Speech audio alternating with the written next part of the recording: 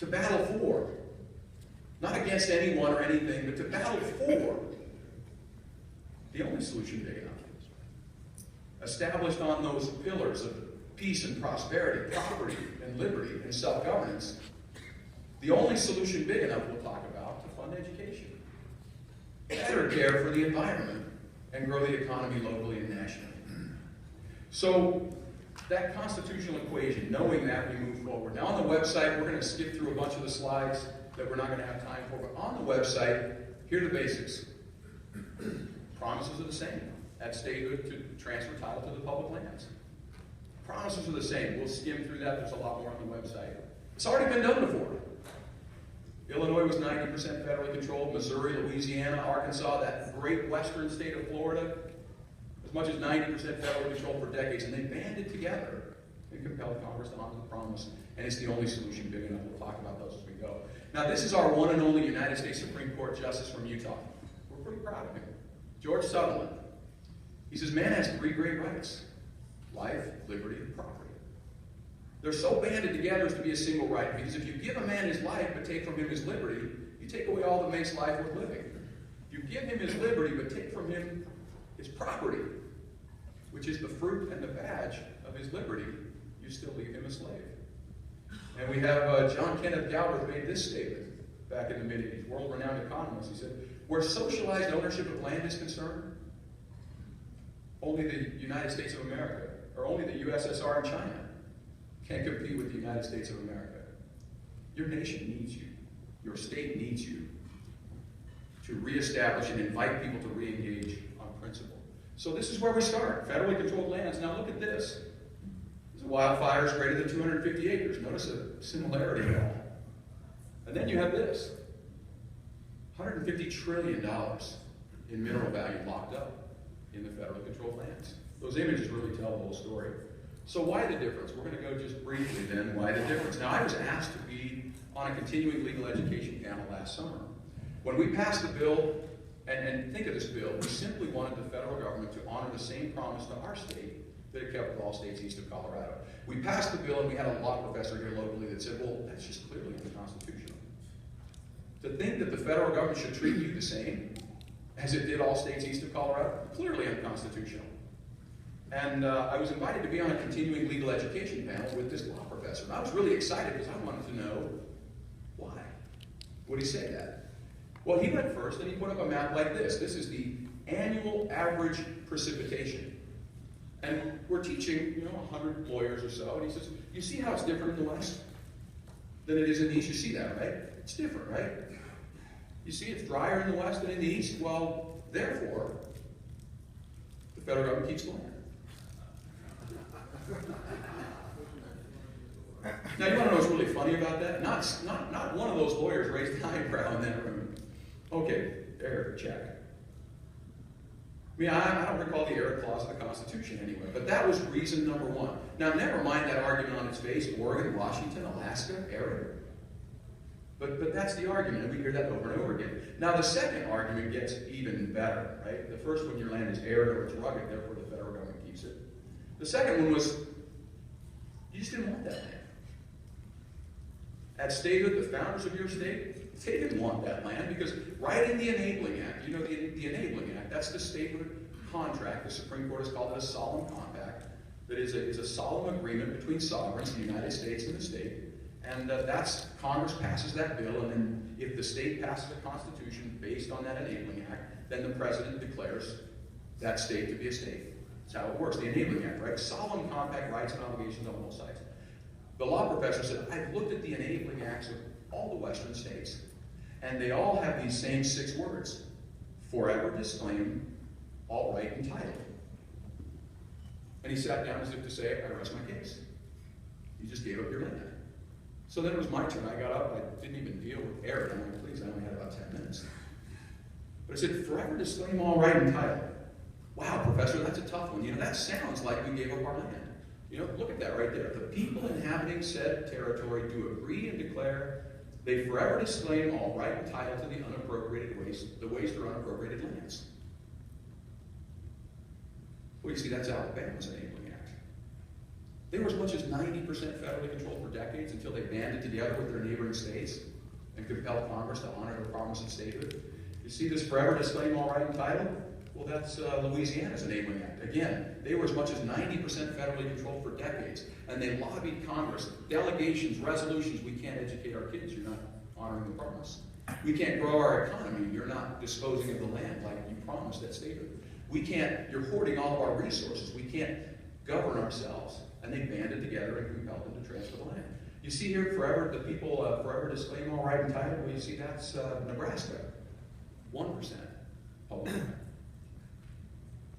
The language, forever disclaim all right and title, if you go back, obviously it doesn't mean that the western states gave up their land. So maybe if you go back and read the whole sentence and drill back into history, you understand that that was a quitclaim deed.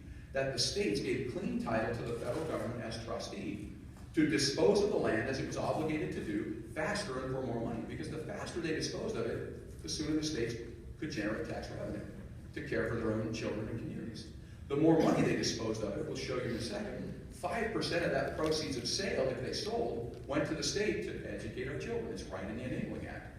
So it was to our benefit that we gave clean title to the federal government to dispose of the land faster and for more money. You see, its obligation was to dispose.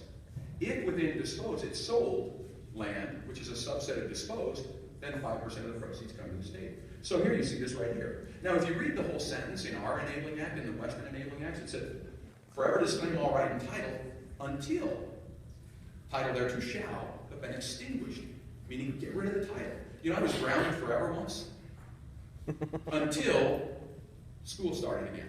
I won't even tell you why. But those words have meaning. Forever disclaim until title thereto shall have been extinguished. That's North and South Dakota's Enabling Act. You know what's going on in North Dakota. Forever disclaim all right and title until, well, this is Senator Fielder, Montana, their Enabling Act. You know what's interesting about that one? It's not just the same language. In that case, it's the same document.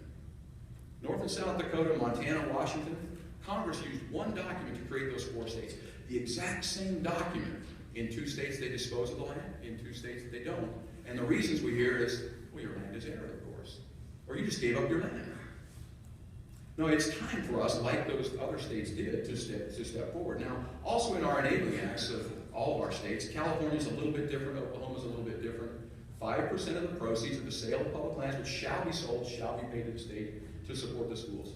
Nevada's in the news now. I want you to tell me the difference between Nevada and Nebraska's Enabling Act. They're 3 weeks apart, right? Nevada's made a state in 1864, Nebraska not until 3 years later. Nebraska goes from more than 30% federally controlled land down to 1. Nevada goes from 86 to 81. So look at how different those are, right? People inhabiting the state agree and declare. Constitution shall be Republican based on the principles of the Declaration of Independence. Admitted on an equal footing, Section 16 and 36. You see how different those are, right? You're noticing that difference, right? State admitted on equal footing. And then you get here 5% of the proceeds. Now here's the difference, okay? The difference is in Nebraska, 5% of the proceeds that come to the state is used for the support of the common schools. And in Nevada, 5% of the proceeds goes to the state for improving public roads, canals, and ditches and whatnot. You see how different that is? Therefore, 81% of Nevada should be locked up. Isn't that just crazy? The promises are the same. The promises are the same. Now, we'll just end on this point and turn the time over to Senator Fielder. Illinois, Missouri, Indiana, Arkansas, Louisiana, that great western state of Florida, 90% federally controlled for decades. Florida used to send resolutions and delegations. We can't educate our kids. We're the worst off of all the western states. Think of your geography. We're the worst off of all the western states because you're not honoring the promise and disposing of our land. Until one man stood up. One man. Just like this nation needs you, one man stood up. His name is Thomas Hart Benton. He was a Democratic senator from Missouri. And he said, my election to the United States Senate found me doing battle for an ameliorated system of disposing of the public land. I resolved to move against that whole system. I did it in a bill that I ran every year, but it was more so in the speeches that I gave all around the nation to change the public mind. You see, that got people to engage, to hire and inspire their leaders to battle for this only solution big enough. Not against anyone or anything, to battle for. That's the opportunity we have. He said, The federal government was like a stepmother. They were a monopolizer of the vacant lands of the West, right? Illinois, Florida, Louisiana. And like all monopolies, it resulted in a hardship. Few or none of our public men raised their voice against this hard policy until I came into the national councils. My voice was soon raised there against it, and it's certain that a great amelioration has taken place. The sentiment of Congress and that of the public generally has become more liberal in land alienations. You see, it's all based on education. When you get these facts on the table, now you can have a fact-based discussion based on principles. But when you're laboring under the fact that we gave up our land because it's arid or we didn't want it, how do you begin to negotiate, legislate, and work forward on that? Education is number one. And we'll talk more about that as we go forward. Then negotiation, then legislation, then litigation. He says, but the members of Congress from the new states should fix their eyes steadily. And I would submit the state representatives, and the delegates, and the party chairs, and the governors, and the attorney generals, and the leaders of House and Senate, and the members of Congress should fix their eyes steadily upon the period of the speedy extinction of the federal title to all the lands within their boundaries. And Illinois is not 90% federally controlled today. Missouri is not 90% federally controlled today. Florida is not 90% federally controlled today because they based on principle and then they compromised on policy. They didn't compromise the principle that got us to peace and prosperity, right? Liberty, right and control of property, self-governance. And then you compromise on the policies to get there. More information on the website, AmericanLandsCouncil.org. If you're texting and tweeting as you go, #TransferPublicLands. That's going all over, and we can talk more about bigger than Bundy. This is bigger than any one rancher in Nevada. This is about economic, environmental urgency throughout the West. This is so much bigger than one rancher in Nevada. More on the website, white papers. You can see BYU just came out with a law review article a couple of weeks ago that goes through the historical, constitutional, legal basis on this. There's a lot of other white papers on that. This is the white paper there. Let me just conclude and turn the time over to Senator Fielder. This nation needs you. Your communities need you. Your neighbors who are not engaged, parties from all walks, need you who understand these principles to stand up and exercise the power that we have. We have the power in our lands, in our communities, in organizations like this to protect our lands, to provide for our children and our communities, and to prosper. And with that, we'll turn the time over to Senator Fielder. Thank you very much.